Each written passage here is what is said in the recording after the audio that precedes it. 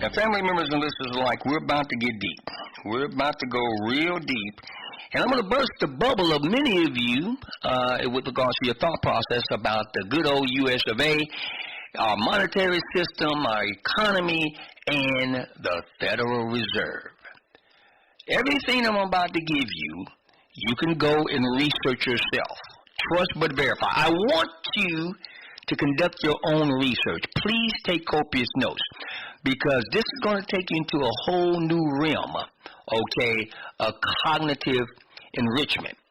One in which you'll be able to look and see and hear and listen to exactly what's going on and what has been going on since and through the annals of time as it relates to the U.S. economic system, and how things are structured, and how Woodrow Wilson very cleverly allowed the Federal Reserve that ain't got a damn thing to do with being a federal entity. All right, it's not a federal entity, to come into existence when they went down to Jekyll Island, Georgia, and conjured up this Federal Reserve, the U.S. Central Bank.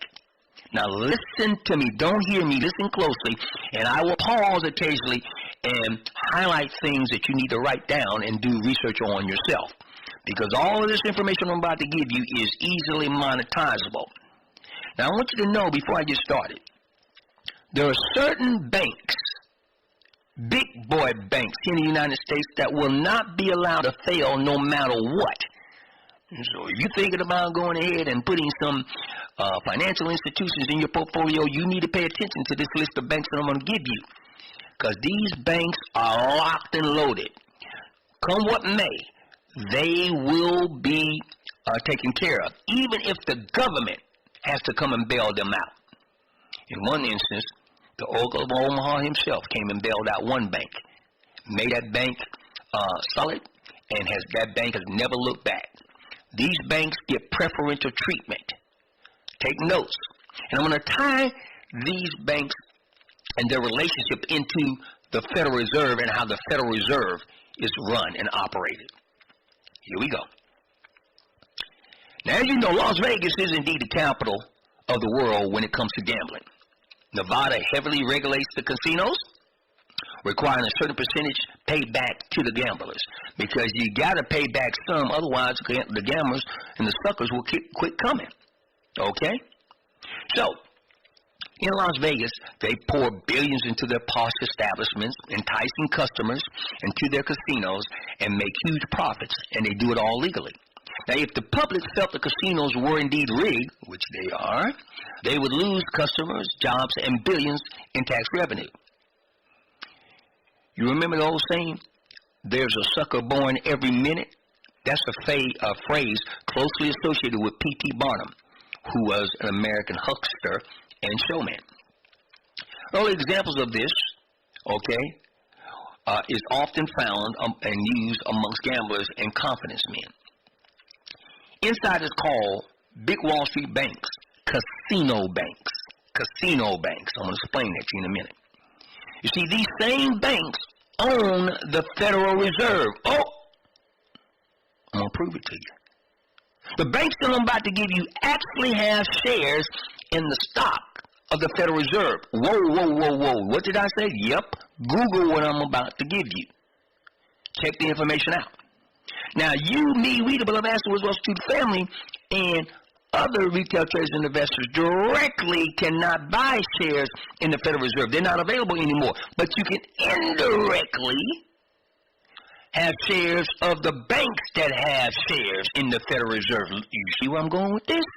You gotta be smart. You gotta be clever, to maximize monetizing the oppressor and this oppressive system. Now let's go further. Now, these same banks that I'm about to give you, the casino banks, as I said, they own the Federal Reserve, and they are not satisfied with earning money through traditional banking methods. No, all that's smoke and glass. Your checking account, your saving account, making you a mortgage loan or making you a car loan, no, that's tiddlewinks for them. You see, since the repeal of the Glass-Steagall Act, banks have become huge investment houses, making trillions of dollars on risky bets while holding bank charters and FDIC insurance. Theoretically, the Federal Reserve oversees the banking system. In practice, they are doing the opposite, though. They are siphoning billions of dollars off in profits at the expense of the public. I'm going to break all this down to you. I'm making some assertions, and I'm going to give you empirical evidence to back up what I'm saying. Now, the casino banks, they regulate themselves. Okay? Now, I'm about to give you, write this down. Get ready to write this down. I'm about to give you the banks that own the New York Fed. The banks that have all the stock of the New York Fed. The largest shareholders of the New York Fed are J.P. Morgan Chase, Citigroup, Goldman Sachs, Morgan Stanley, and Bank of New York Mellon. Let me repeat them now. J.P. Morgan Chase, Citigroup, Goldman Sachs, Morgan Stanley, and the Bank of New York Mellon. So if the Federal Reserve, buying through its federal Fed banks around the United States, they divided up the United States into certain regions, and each region is overseen by a Fed bank.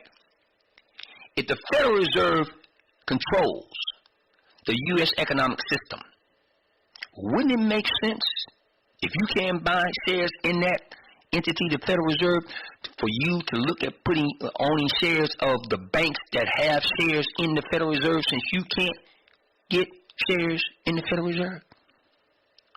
Get it?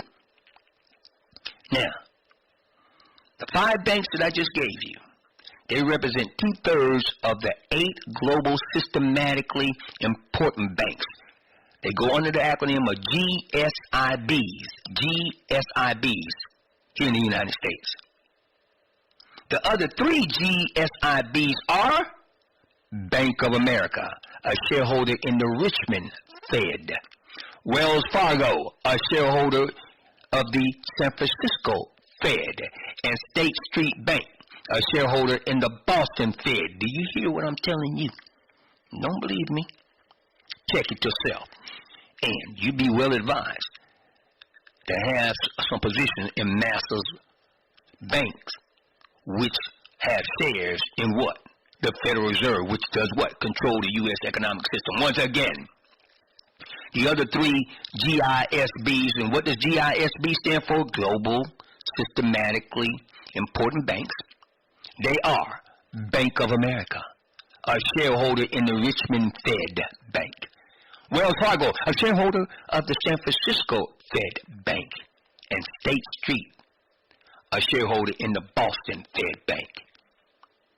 Now, J.P. Morgan Chase, Citigroup, Goldman Sachs, and Morgan Stanley are also 4 of the 5 largest holders of the high-risk derivatives out there.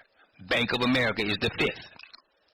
Now, these same Wall Street banks also participated in various advisory groups where they hash out best practices for their industry. Those best practices were not sufficient to prevent J.P. Morgan Chase from becoming a 3-count felon, Citigroup a 1-count felon, and 4 of the banks from actively engaging in creating and selling subprime investments that blew up the U.S. financial system, the nation's economy, and a good swath of Wall Street in 2008. It was Thomas Paine who once said, very intelligently, quote, "A body of men holding themselves accountable to nobody ought not be trusted by anybody," end quote. Once again, Thomas Paine, a body of men holding themselves accountable to nobody ought not be trusted by anybody, end quote. Theoretically, Congress regulates the Fed. Yeah, right. But in practice, the Fed buys government debt at 0 interest, allowing the politicos to buy votes and keep their power. Family members, what we see is blatant hypocrisy. Wall Street on Parade reports J.P. Morgan recently pleaded guilty to their 4th and 5th felony counts.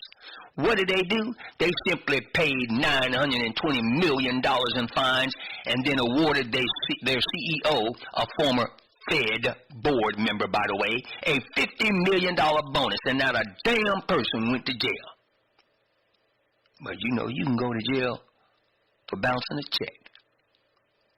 Family members, the Fed prints money, banks pay the fines, nobody goes to jail. But wait, there's more. When we come back, I'm going to go over a powerful